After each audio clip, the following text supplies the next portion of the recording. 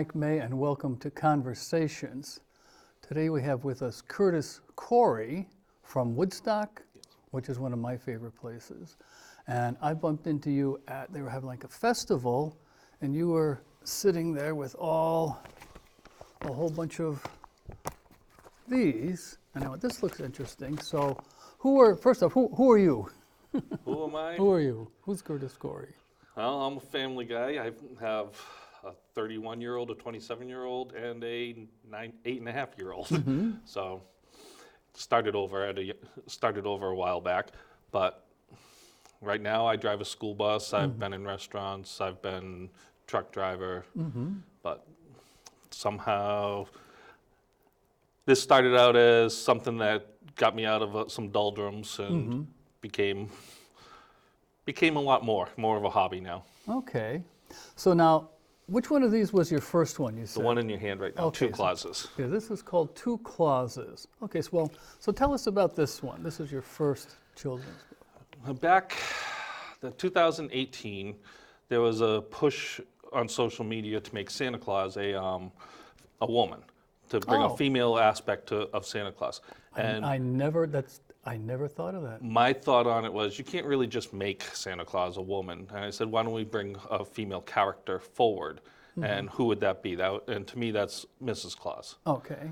And so I said, well, I'm sitting there telling people, well, maybe you should write a different version. And I said, well, why can't I? So I did. And I bring Mrs. Claus. Santa can't finish his routes on time, so they decide they're going to build another team, and he asks Mrs. Claus to pilot the team. Okay. So I wrote this one, and eventually, First Flight is the second in that series that is about their first flight together. But I've improved immensely since then. Okay. The first time you're doing anything.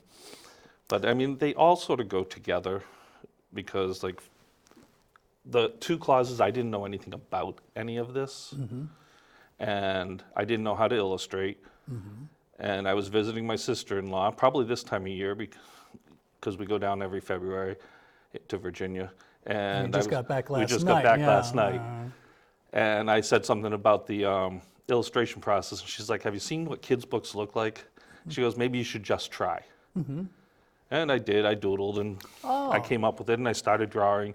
And if you look through my books, you can see that I improved. But her words became the inspiration for Just Try, about trying when things are hard. So they all flow together. So you wrote these and you illustrated them? Yes. Oh, okay, because that was going to be my next question. Who does your illustrations? But so you're just like Dr. Seuss, because he wrote and illustrated his too. I feel like I'm getting better. I now feel like I can call myself an illustrator. My mentor tells me I need to stop being so self-deprecating about it, that I am an artist and I have my own style. So, but I've gotten so much better since that first book. Okay, all right. So tell us, so this is Just Try. So this is like your third book, roughly? I think that's my fourth or fifth. Oh, okay. So we've done Two Clauses, First Flight. Then I have a series of fairy books, The Fae of Woodstock Valley.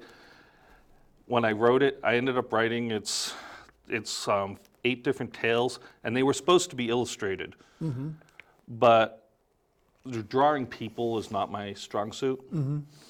And it was going to be 10 illustrations at least per book, and there's 4 in this one and 4 in another, and it was going to be 80 illustrations. I'm like, oh my God, So I made it into a little chapter book instead. Okay, all right. So that would be my second set. And then I had a story during COVID about gardening, and we did pictures with my son. Oh, okay. So that one's photographed. This is photographed. These are all photographs that my wife took of my son. I don't know if you can see them or not, but yeah. Okay. and then then I did Just Try, and my mother said, you should write a motorcycle one. Now, now, who said that? Your mother? My mother. Okay, now why would your mother say write a motorcycle one? Any special reason? This is the true story of my parents traveling across the country. They've hit all 50 states. Really? They've done the 48 contiguous United States on 2 separate bikes. Oh, good grief. Then they've done it on 2 different trikes. And now they're doing it again. They're 75 years old and doing it again. Well, good for them. Oh, And my mother has gnomes all over the place, so never tell a writer to do something because they're now immortalized. You're right, yeah, and that's actually my reputation of the current trike that they're riding on. So, but Well, it goes through all Oh, their good, trips yeah, and good for stuff. them. We'll have to get them on the show. Where do they live? Stafford Springs during the summer and Alabama for the Okay. winters. All right, huh. So now, so this was the first. This was the first one you illustrated. No, I've illustrated all of Oh, these. that's right. But this is the one you felt like you kind of had hit your speed a little bit more. Yeah, that one, like I said, I was thinking about the past and how kids have trouble with things, and I really wanted to write a book that was specifically for that emerging reader, and it kind of wanted to test my writing skills at that point in kids' books, because I've learned that with the little kids, you want to give them that repetitiveness, so they see the same words over and over, Right, and then they feel good about themselves. Right. And I wanted to have a storyline that goes with it, and that's why I went with the just try thing. You know, frog meets rabbit who doesn't know how to build a den, and he tells him, "Well, how do you know you don't know how? Maybe you should just try." And he does. Oh, okay. And then he meets Snake, and then he meets a couple other Yeah, yeah. characters, and in the end, Frog is like, "I want to climb a tree," and they said, "Well, climb a tree." All his friends say, "Just try." He goes, "But I'm a frog. I don't climb trees," and he does. Okay, excellent. So it's about that. When you're scared of something, you want to make sure that you can just try and before you give up, Okay. which is something I've done in my life. Okay. Okay. We're gonna take a short break, but we'll get back to that when we come back. We'll be right back. At Community Voice Channel, you learn television production with hands-on experience. Our programming comes from volunteers, just like you. For more information on how to volunteer, call 860-645-1454 or visit www.cvcct.org. Don't just watch TV, make it. Hello, welcome back to Conversations. We're here with Curtis Corey, who's a children's book author, and you had been talking about Just Try. Now, what's your, I had made a thing about Dr. Seuss. You're not Dr. Seuss quite yet, but now No. what's your day job? My day job, I'm a school bus driver And where? in Woodstock. In Woodstock. So could that be a little bit on how you got the Yes. idea for for this one? So Holiday School Bus. So tell us about this one. Holiday School Bus is my newest book, and it actually stems from a conversation I had with some of my elementary school kids.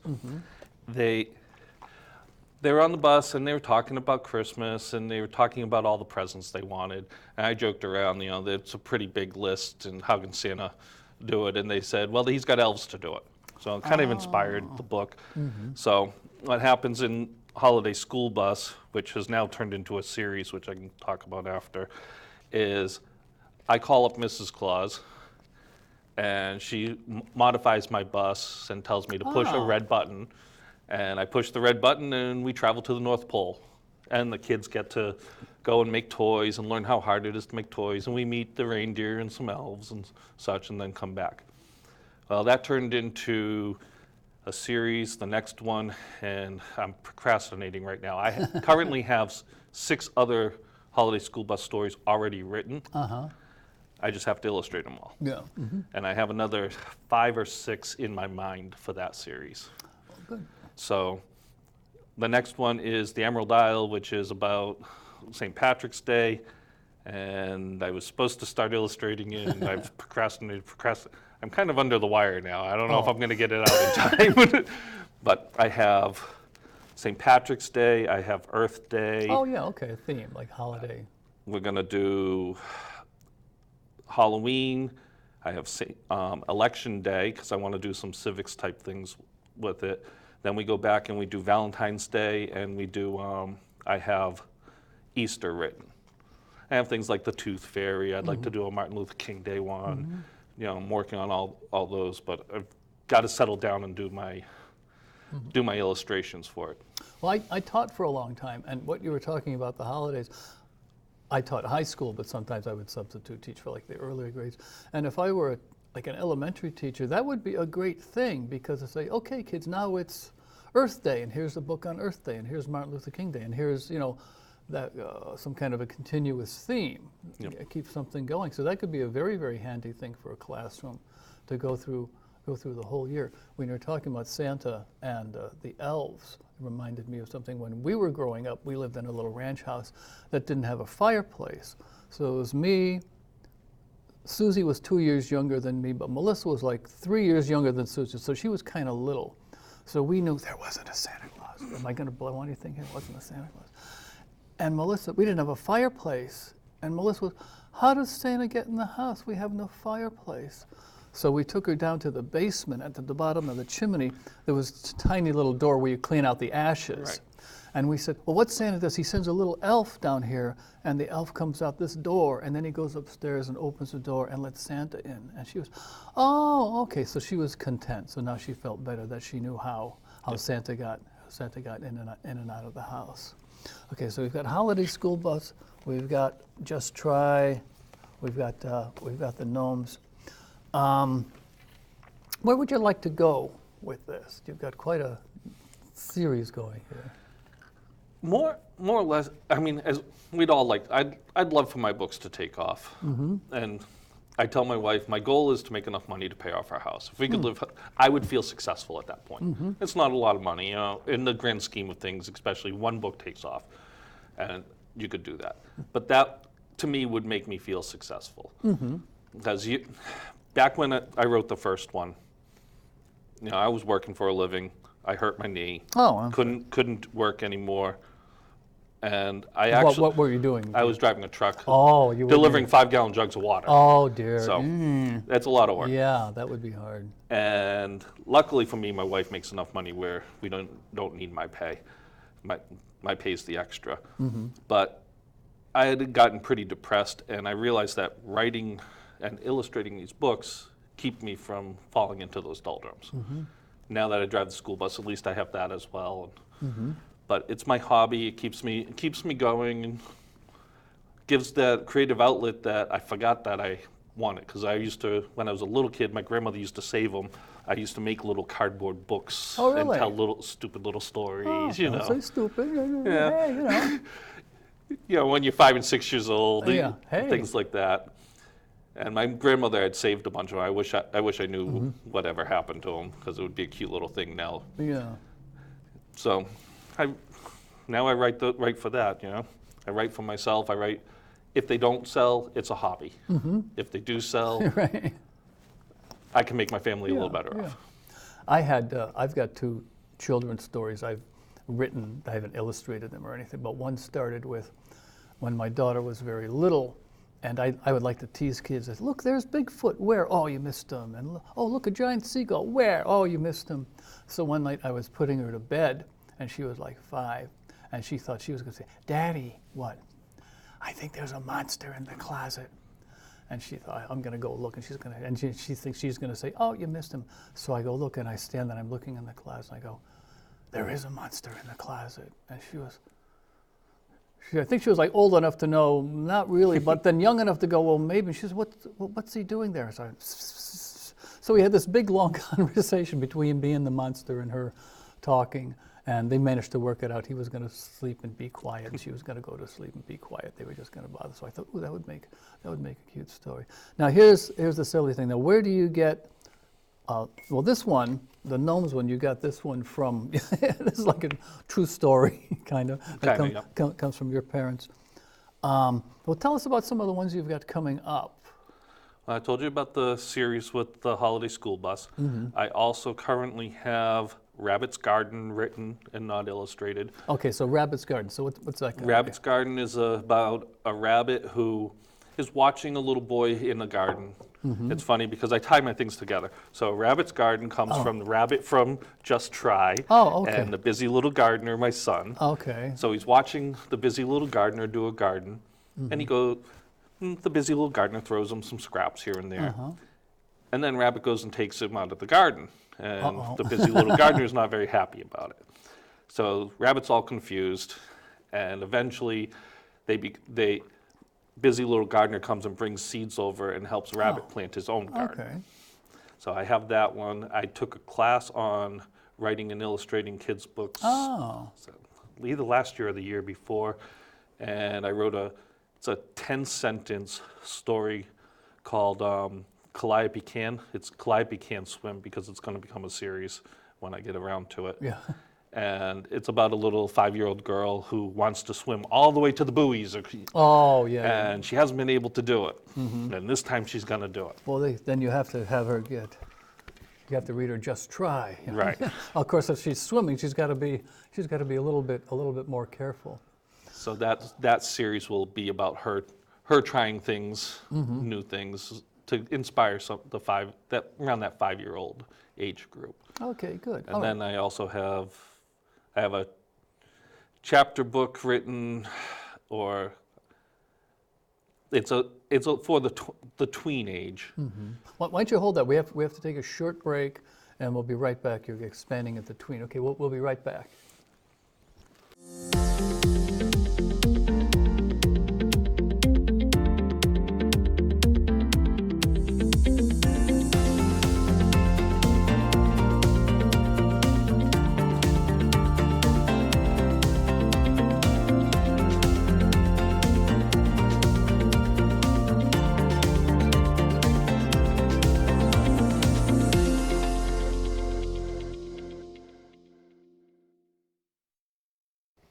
Okay, welcome back to Conversations. I'm Mike Mann. We're here with Chris Corey, a Curtis. Curtis. Oh, Curtis Corey.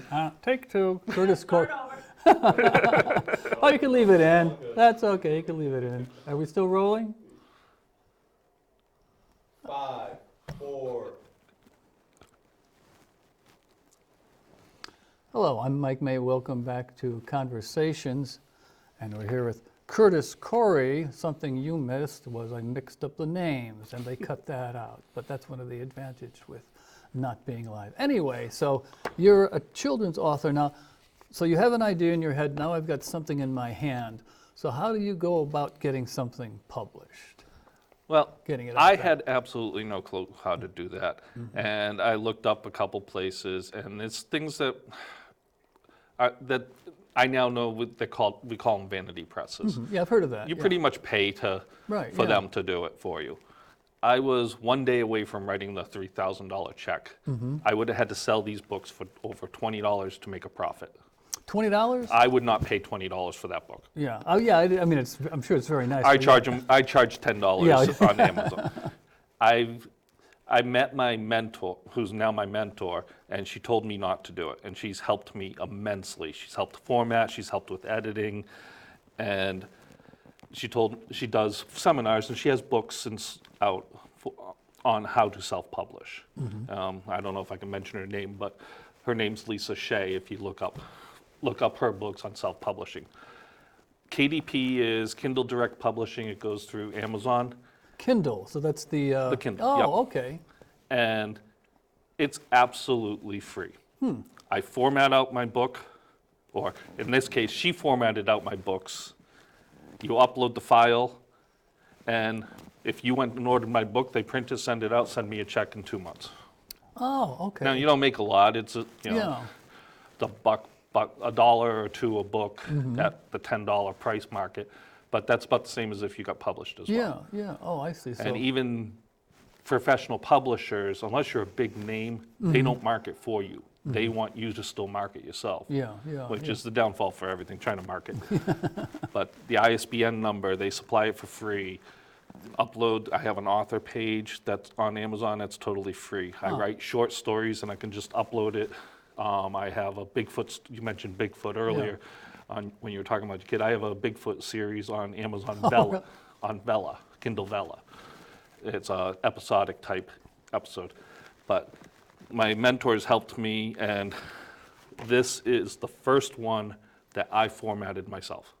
Now, when you say format yourself, what do you mean? So you have, Well, you got to go into Microsoft Word or into like Google Docs and make sure you get the pictures right and line everything up. And that so you upload, you create a document that you turn into Adobe, and then yeah. so you like upload the pictures and then you upload the text. No, you do it in Word. I have to in Word, a Word document, and then you save it to Adobe, a PDF. Sorry, I'm not very computer savvy, so it was a big deal to me that I was able to do this one myself, and it took. I was almost begging her to just take it over because I couldn't figure out what I was doing wrong. Oh, okay. And finally, I figured it out, and now I'm confident enough that I can do my own. She still helps me with covers. So once you get it uploaded, like if you want, like when you go to the fairs, if you want 20 copies, you say, send me 20 copies. I can and get. and you pay X. Well, Amazon will give you. You can buy author copies at their print cost. Oh, okay. So they don't make their profit off it. They just do it at their print No cost. kidding. That's almost like a public service. Well, I'm sure they make their money Yeah, yeah, somewhere but along the still, but line on yeah, that. yeah. But so I do the print. I'll order it that way. But it's kind of interesting that if I order it through my Amazon Prime, I don't pay shipping, and I can get it in 2 days. If I order an author copy, I pay shipping, and it takes about 2 to 3 weeks. I'm not sure why, but if you plan ahead, it works out well. I know sometimes some of the authors will just keep their price low, Yeah. and buy them through their Prime accounts and just take whatever royalties Yeah. that way. But Well, now again, we'll talk some more later because I have a couple kids' stories I've written that are sitting in the drawer, and I thought, oh, I don't know how to get these published, but we'll talk some more later, and I'm going to cut you out. No, no. I'll be sitting at the booth next to you. Buy mine instead. No, I'm not going to do that. Okay, so you self-publish through Amazon, and they send them. You get your author, and then you go to the different fairs. yeah, I've been doing at least one a month in the fall, usually September, October, November, December. I want to expand and do, if I could do one a month, depending on the time, Right, yeah. family obligations Sure, take up yeah, that. yeah. But I look for ones that aren't like expensive. I Oh, that's right. You have to pay a fee. you to- got a lot of them. You have to pay a fee. Sure. Well, yeah. The one you met me at. That's a Woodstock townwide winter festival, And you're. and I don't Wood- pay anything yeah, for the. Right. You Yeah. know, that's just us promoting business in town. Right. That's a Woodstock thing. Yeah. And I do stuff for. I've inadvertently created a art auction to benefit Roseland Park, so they're real good. Oh, we Real love good on Roseland that. Park. I love Roseland Park. Yeah. So We had an interesting, we went there once about like 25 years ago, and we were at the dock, and I was just looking out, and my wife and I noticed, like, to keep seagulls off the docks, we've seen this, they put like a big fake rubber snake to scare the seagulls away. So we were looking at it, and then the big fake rubber snake jumped up and then slithered off into the water, and we went, oh! it wasn't a rubber That snake. wasn't, no, that wasn't a fake, it wasn't fake, okay. No. If you ever have a chance to go to Roseland Park? Roseland Park. Roseland Park is beautiful, beautiful, beautiful spot to spend the day and picnic and hang out. Yeah, they have playgrounds. Rick and Dee Dee do a fantastic job of upkeeping it and expanding it. They do weddings and stuff like that there. Yeah. Oh, is that do they live there? Or are they like the They live there. They're the Oh, caretakers. the big house with the big beautiful garden. Oh, tell them Yeah, I it's love. a private park. It's not town, so it's all by donations and things Oh, like that. really? Oh, that I didn't know. Oh, well, tell them they do a beautiful job. Yeah, they've been fantastic. Oh, okay, okay. All right, now, so you've got another series you work. So this is just really like you're chugging along, an ongoing thing. I go through spurts. Yeah. You know, I get inspired and I write, or I get inspired and I draw. And right now I'm trying to force myself into my drawing because I have too many things written that need illustrating. But you've got to go where the inspiration is. Yeah, yeah. I have a, I think it would be considered a low fantasy, or at least that's what it was originally supposed to be. but it became like a human interest tween story. Oh, okay. And that's 3/4 of the way done, but I had to stop to illustrate this in time. Right, yeah, And now yeah. I'm having a hard time getting back to it. Right. I have another one about another tween one about eating disorders. Oh, yeah. It's just a short story right now, but I see where it's going to become probably a novella. And Ah. I write my chapters more like short stories and put them together because I think my attention span can only handle. I found this sweet spot of about 2,500 words. Okay. So if I can tell the story in that amount and then just continue the story in like episodes, almost like Right, yeah. like a TV show episode. You finish this, but there's always a longer theme going. Okay, good. All right, well, Curtis, I'm glad I bumped into you at the fair, and I wish you all the best. I hope we'll be hearing more from you in the future. We can say we knew you. Remember, I knew Curtis Corey when he came to Bolton. We hope. We hope. Okay, well, Curtis, thank you for joining us, and thank you. you. I'm Mike May. This has been Conversations, and we hope to see you again.